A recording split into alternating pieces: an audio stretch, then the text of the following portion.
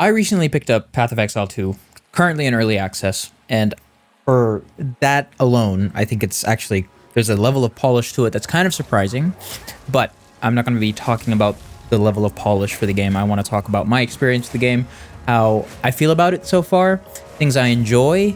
Now, this is coming from someone who is quite new to the whole Path of Exile experience. I have played Path of Exile 1 before, and I got kind of far. I don't really remember. It's been a few years since I played it last.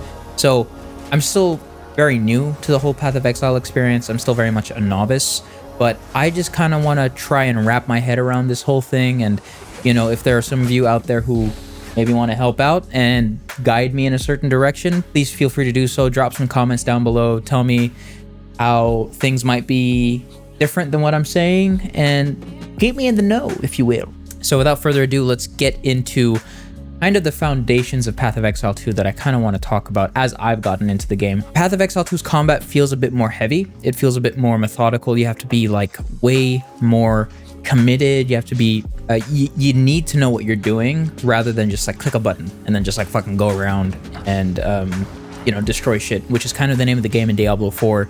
You just mash all the skills that you have together, and if you have a build that's like S tier based on like Icy Veins or like maybe something that like Riker made on YouTube, like you know, you got an S tier build, you just gotta mash the buttons and you'll do something right. Using that phrase, like you gotta know what you're doing, obviously that still applies to Diablo 4, but when I say it in the context of Path of Exile 2, you have to be more decisive with your movements. You can't just be going around kind of mashing your skills. You got to know, like, for example, I'm playing as a Huntress right now. There are a few ways for me to build up frenzy charges, and then I need to understand which skills collect which specific frenzy charge. For example, like if I parry someone, the enemy gets a parry debuff, and then I have to use a specific skill to consume the parry debuff, therefore I gain a frenzy charge. Or if an enemy is at a low enough health, I can use my Cull the Weak skill, I think is what it's called. It's Cull something. You're culling someone, you're culling the weak in any case. That gives me a frenzy charge as well, and they're denoted by different kind of glowing orbs on the enemy. A red orb denotes a parry debuff, meaning if I parry them and then I disengage, use the skill disengage, I can consume that parry debuff, give myself a frenzy charge, and if the enemy is glowing blue, I can use the Cull the Weak skill and then give myself another frenzy charge. So there are different ways, and I have to be more decisive with what I do. I have to be more like, I have to really be into it in order to understand kind of like the combat and make sure that I'm making the right move so that I don't die, so that I'm not squishy, so that I deal enough damage or more than enough damage to really get the enemies that are in front of me, whether they're mobs or they're one single target. And then of course, to complement that heavy methodical kind of combat system, there's the skill gem system, which I think is very interesting. It's different than what Path of Exile 1 had. Now you get uncut skill gems, and you can turn them into a skill that you'd like, and then you can proceed to level up that uncut skill, or you can proceed to level up that skill gem as you wish. It's more similar to your traditional, you know, kind of skill tree that you're used to. So as you get more of these skill gems, you also get support skill gems, which give you passives to aid and to sort of bolster the skills that you already have. And what's cool about the support skill gem system is that it's not tied to a specific skill gem. The skill trees and skill gems are all immediately unified, so you can get skills from different classes and just make something that, I don't know, sounds cool, looks cool, with any character really. You're not really tied down to a single thing, which I think is awesome. And so I have this Unearth skill gem. I got a support skill gem from it that allows me to consume a minion's life to dish out more damage if I'm using a damaging skill. And the support gem is not specific to that skill gem of Unearth. I can put that support skill gem into Disengage, my other skill that I have that is from the Huntress class. And I think that's really cool because it just, there's a lot of breathability, and I think it just makes for, there's like a plethora of builds that you can frankly kind of make with a setup like that, with a system like that. So that's kind of how the skill gem system is. I don't know if I made any sense there. I was just kind of rambling on about a lot of the different skill gems and support skill gems. But if I say skill gem one more time, the word skill and the word gem are going to lose all its fucking meaning. I already said it one more time. The meaning's lost. And then, of course, going to the passive skill tree, this thing's fucking huge. Don't call it a tree. Call it a passive constellation. Call it a passive universe. If it were a tree, probably be like a nice cedar. Or maybe like a redwood, you know, maybe like a nice mahogany tree. The roots, at least, of one of those trees. It's huge. It's like a web. Truly, it's truly like a web of passives. It's a web of all these different things that you can provide your character. And again, you're not tied down to one specific part of this passive skill tree. You are given the ability to mix and match any passive skills as much as you want. And I think that's really cool because, again, that leads to even more, you know, kind of theory crafting between builds and then also actually executing the build itself.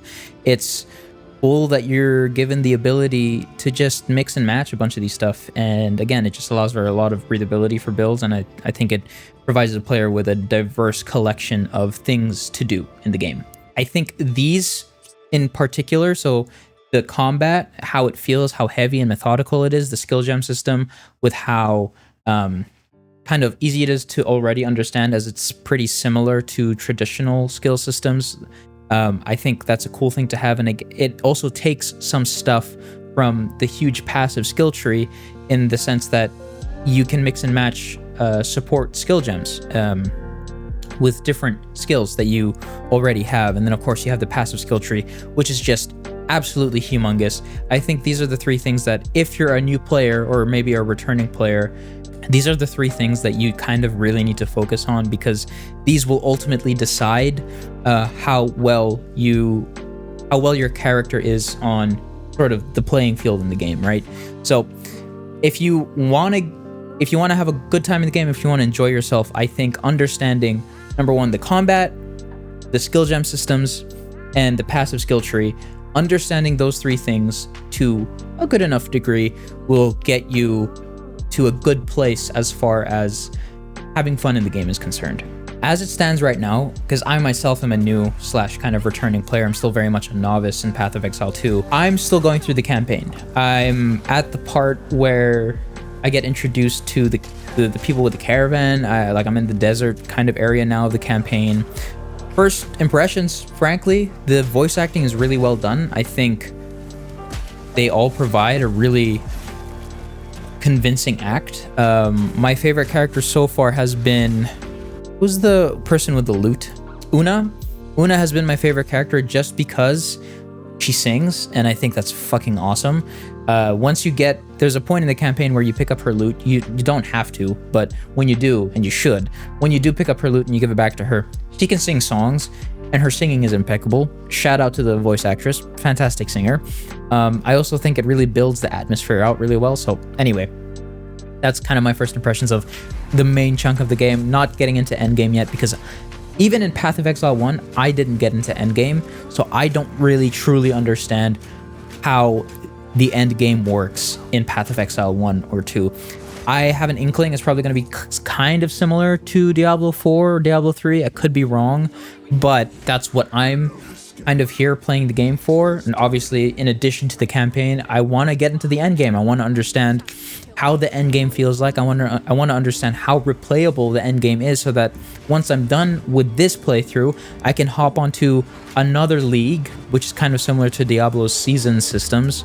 I can hop onto another league with a new character and still enjoy myself knowing that I have a really juicy endgame to get into. I don't know how it's going to be. I'm excited to get into it, and I think it's going to be really cool and fun.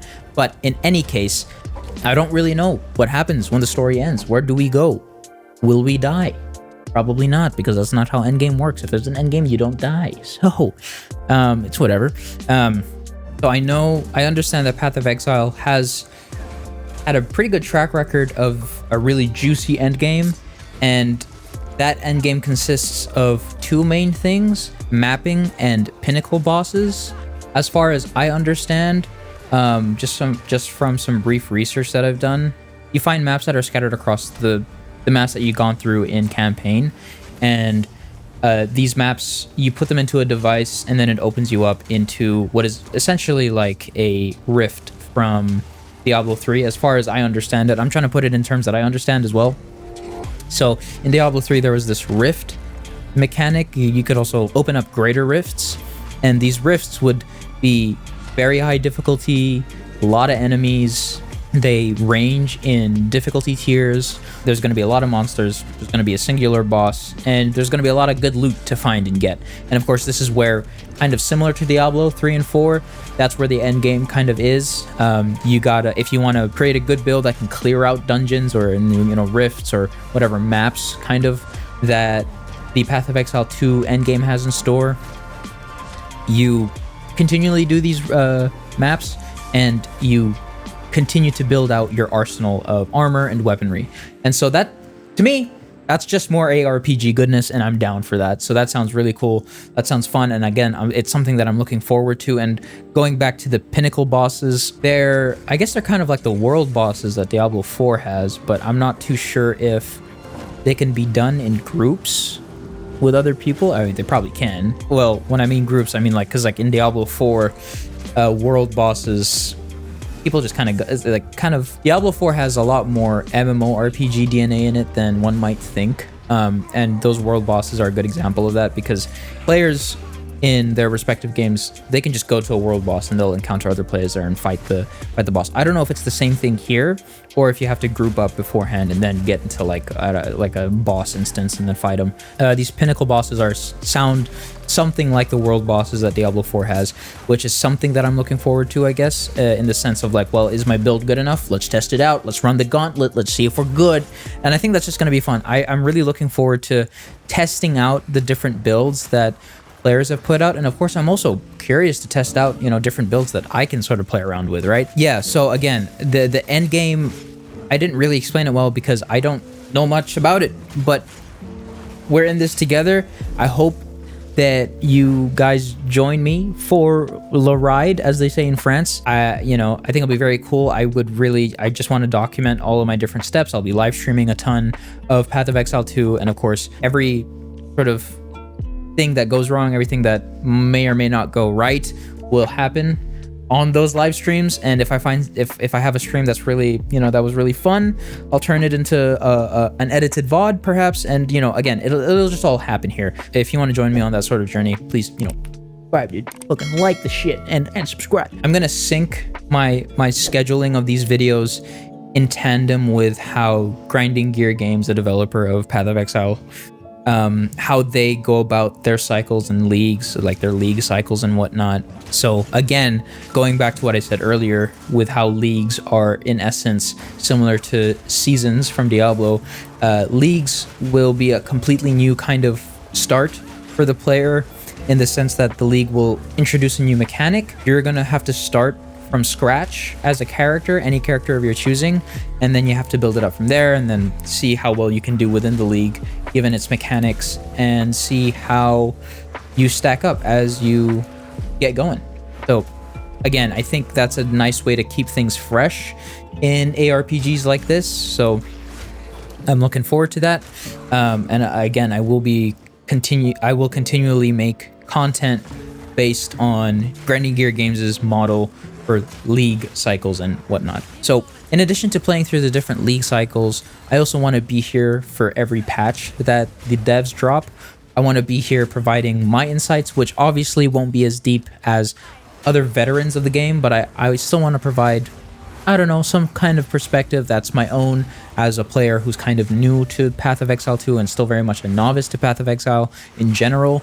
I want to be here to give those patch notes a breakdown in the context of someone, again, who is still very much a novice to Path of Exile. So if you're interested in that kind of content, feel free to subscribe, and yeah, I think it'll be a good time. So let's see how it goes, shall we? But this is going to be the start for these proper long-form videos on Path of Exile 2. So see how it goes.